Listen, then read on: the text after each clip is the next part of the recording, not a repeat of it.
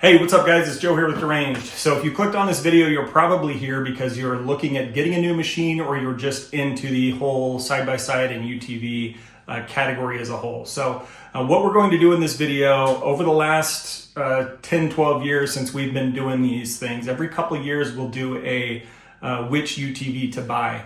And so we're going to refresh that for 2025. The market changes, new machines are added on a regular basis. So this year here in 2025, we're going to do a refresh of which UTV you should buy.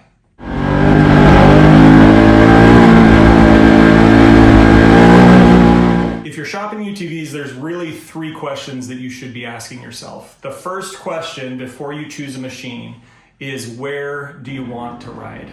There are a ton of different places that you can ride, and most manufacturers are building machines specific to those terrains. There are some that are kind of good all-around machines. There's quite a number of those. But in general, most manufacturers are building machines that are built for a specific type of terrain. So that first question, where do you like to ride, really needs to be answered first. So for me, we've had a lot of experience over the last little while, over the last 12 years or so, 10, 12 years, I don't even know how long it's been. But over the last years, kind of discovering where it is that we like to ride the most. For me, I love to ride in the rocks. I like the kind of the constant semi-danger that you're in there, not the too crazy stuff, although we have done some fun stuff there. I do like to ride in rock crawling, Moab style, not West Virginia style. Moab style's crawling, West Virginia style. I just made that up, by the way. But back east, a lot of the places where they rock crawl, it ain't crawling as much as it's just ripping up a rock section. Both two different types of things. But for me, I enjoy rock crawling. That's one of them. I enjoy mountain trails. So if I can get the family out with me, mountain trails, being able to spend some time there. That's forest roads. There's not a ton of crazy terrain there. That's trails that have been built into the mountains and whatnot. Not a ton of crazy terrain there. And I also love going fast through the desert. Wide open stuff through the desert is also something I enjoy as well. Hey, editing Joe here. While I was editing the video, I had a thought come to mind. I know there's plenty of people watching this video that have a side-by-side or UTV already. I'm curious if any of you regret the machine that you got, or feel like there's a piece of advice that people need to know before they pick their machine. If you do, leave it in the comments down below. I would love to interact with you there. I'm sure I'll be there, so will Garrett and Dave, and we'd love to hear your thoughts on your machines. Also, where do you like to ride? Just curious. All right, back to the video. One of the other places where people like to ride is the dunes. I haven't had a ton of time to be out in the dunes. I've spent time in Sand Hollow, and I did dunes a little bit when I was a kid, and little small machines and stuff, but nothing on UTVs. A lot of people love the dunes. It's not my style, but I will leave a little caveat in there and say that I haven't spent a ton of time in the dunes to know whether it's my style. So for me, I'm going to choose a machine that is fairly all around. It's going to give me the opportunity to be kind of wide open in the desert. It's going to give me the ability to spend time in mountain trails and comfortably ride with my family. And it's going to give me the opportunity to do a little bit of rock crawling as well, Moab style. So if you're going to choose a side-by-side, you got to start first with where you like to ride. Leave your thoughts in the comments. Where is it that you like to ride? That will help you start down the journey of what type of machine that you should get. Now, like I said in the beginning, there are three questions you need to answer. Let's get to the second question. So the second question you need to answer is, who will you be riding with? So where you want to start with this who you will be riding with thing is it going to be you? Is it going to be you and your wife or your significant other? Or is it going to be you and your wife and your family? There are machines for just two people. You can go to a 4-seater as well. There are some 5-seaters and 6-seaters. And so you got to decide who you want to ride with. If your main goal in getting a side-by-side is to spend more time with your family and you have 4 kids, you're probably going to want a 5-seater or a 6-seater.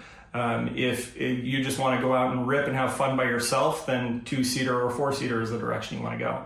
I think we think a lot of times about how many people we're going to put in the back. It doesn't happen as often as you'd like to think. That's been my experience anyway. I bought our machine, or we got into side-by-sides originally for my family and to bring them with us. they don't spend a ton of time with us. Usually it's friends, or if we go out with friends. So you got to ask yourself that question: who are you going to ride with? And part of that too goes to where those people you plan to ride with are going to be riding. So if you're going to join a group of people who ride and they are, in big, huge turbo machines going super fast through the desert, you're probably going to want to get something that you can mingle in with them with. If your friends are mountain trails people that are all in Rangers, then you may want to get something similar to what they have. You just got to think about who the people you're going to be riding with before you pull the trigger on any type of machine. So the last question can sometimes be controversial, and that is, what is your budget? And the reason it's controversial is side-by-sides originally started out as being maybe a $10,000 investment, 8 to 14, somewhere around there. If you get up to the $14,000, $15,000 area back when side-by-sides came out, man, you were buying the top-notch cream of the crop.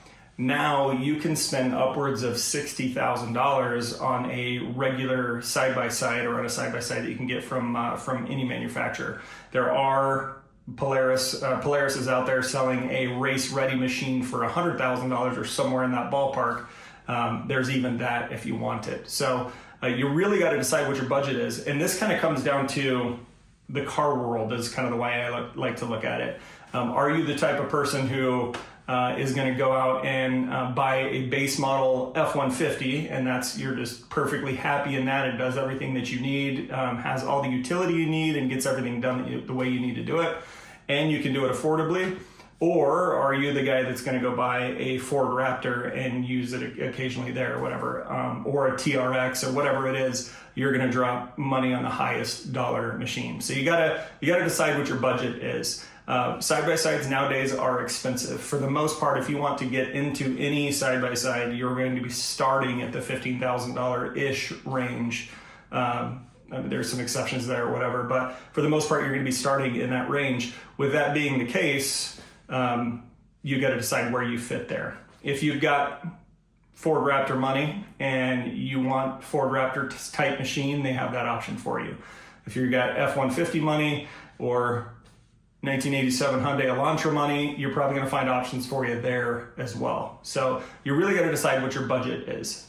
Okay, with all that in mind, I want to give you a couple of examples of machines that you may want to consider depending on your riding style and your budget and who you want to ride with. So we'll start with kind of the laid back, mountain trail situation, occasional off-roading, stuff like that. Most people that are into that type of riding style are going to fit into just a couple different types of machines. First is going to be your utility machines, and then maybe your sport utility machines. So utility machines are things like your Polaris Ranger, your Can-Am Defender, your CF Moto.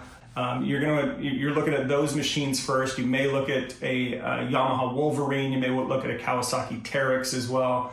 Those type of machines are going to lean more into utility, but they're going to give you the opportunity to get off-road when you'd like to as well. And for some of those, you can get crazy with being able to take it off-road. So you may end up buying a farm machine, and by the end of it, you've put long travel kit on it, you put a turbo on it, and you're off in the dunes and other places as well.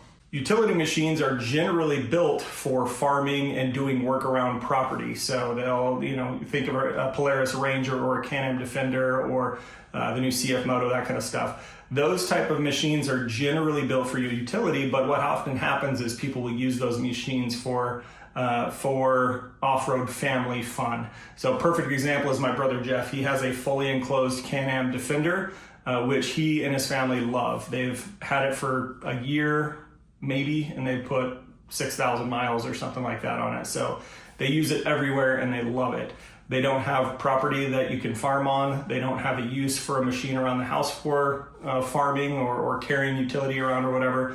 He uses his truck for that. So there's lots of people that use those utility machines for off-roading as well. So that's another thing to consider. Those are just a few of the options in those two categories, the sport rec and the utility category, but those are some to consider. There are some great options out there. If you have questions on any of them, we'd be happy to answer those in the comments below as well. So if you want to hear about our experience with any of those machines or our recommendations, please feel free to comment down in the comment section below. The next category I like to kind of wrap things into is kind of the sport rec category. It's a little bit more sporty, maybe not quite big turbo, crazy horsepower, but fits the needs of the vast majority of the people. And those are your kind of general sport machines. Those would be like a regular Polaris RZR, that'd be a regular Can-Am Maverick, maybe a base model, kind of lower horsepower Maverick X3.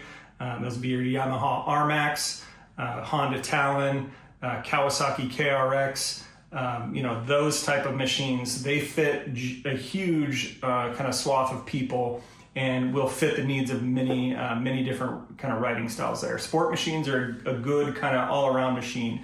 You're not going to get a ton of work done in them just because the beds are generally small. Some you can do a little better than others, but those are some good machines in those categories. We have experience with the RZR, the KRX, the Talon, Yamaha R-Max. We have experience with all of them. So if you'd like to hear our experience then let us know in the comments down below. The next category is kind of an in-betweener. So I'm going to give you 4 categories. This next category is kind of the Sport Plus machines is what I call them.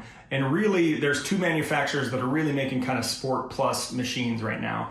They're Polaris and Can-Am. They're the only ones that come to my mind right now that are on the market that you can get right away. Examples of these machines are a RZR Turbo R. It's not a RZR Turbo R anymore. It is the RZR S, the new RZR Pro S. That used to be the Turbo R for like 2 years. Now it's the Pro S. It's got a turbo. It's pushing 200 horsepower, 72-inch suspension or width anyway. Long travel situation, great machines. You've got from Can-Am, you've got X3 RRs that are over 200 horsepower. Those are the Sport Plus kind of machines. They're getting up there in price. They're not the cream of the crop. They're the Ford Raptor, maybe not the Ford Raptor R. So that's another kind of machine to consider, or group of machines to consider, is that Sport Plus category. The last category is really the kind of the Raptor R category, for lack of another term, but it's the high end, top of the top from each manufacturer. They're really right now just 2 doing that as well, and that's Can-Am and Polaris as well. So Can-Am has the Maverick R, which is a 225 horsepower machine. It has paddle shifters and loses the belt. It is the machine that's winning a bunch of races right now, especially as it comes to like King of the Hammers and whatnot. That is one of your top end machines. And then there's the Polaris RZR Pro R, which is a naturally aspirated 200 plus horsepower machine, and those are winning a ton of races as well. Brock Hedger has won basically every desert race that there is so far in them, including the Dakar, which is crazy. So those are your upper end machines and really the top of the category. So great machines. Everything else, you've got to have a budget for them as well. One last thing kind of as it relates to budget, and that is you don't have to spend a ton of money to have fun on a side-by-side. You don't need a $65,000 Pro R sitting in your garage for you to ride it 2 times a year if it's going to stretch your budget. You can have just as much fun on a far less expensive model if that's what you want to do. You really got to look at your budget. And one thing I always recommend with side-by-sides is don't get into a side-by-side or a UTV, whatever you want to call it. Don't get into it if it's going to stretch your budget. If it's something that's easy for you to handle and easy for you to afford, then do it. It's a toy. It's fun. Have fun. Don't risk your mortgage payment so you can go have fun. I guess that's a pretty simple life lesson that pretty much everyone should know, but I figured I'd throw it in there at the end for you anyway. Okay guys, that's it. So tell me what your thoughts are in the comments down below. Just to sum it up, if you want to know which side-by-side you should buy in 2025, there are a ton of options out there. You need to start by asking yourself the question, where is it that you want to ride? Where is it that you will be riding? That's the first question. Second question, who am I going to be riding with? How many people are going to be with me? What's the riding style of those people I get to ride with? That sort of thing. And then the last question is your budget. Once you've answered those 3 questions, you can really narrow down what type of machine it is that you should get. There are a ton of options out there, and there are new options that are added on a regular basis. So the market is always changing. But if you can answer those questions, you will get headed in the right direction, and you'll find yourself in a machine that you really do enjoy. That's it. Thank you guys for watching. Appreciate it. We'll catch you on the next one. There you go. Was you lived your life with mouths of bitterness, and I'm just gonna say it out. say you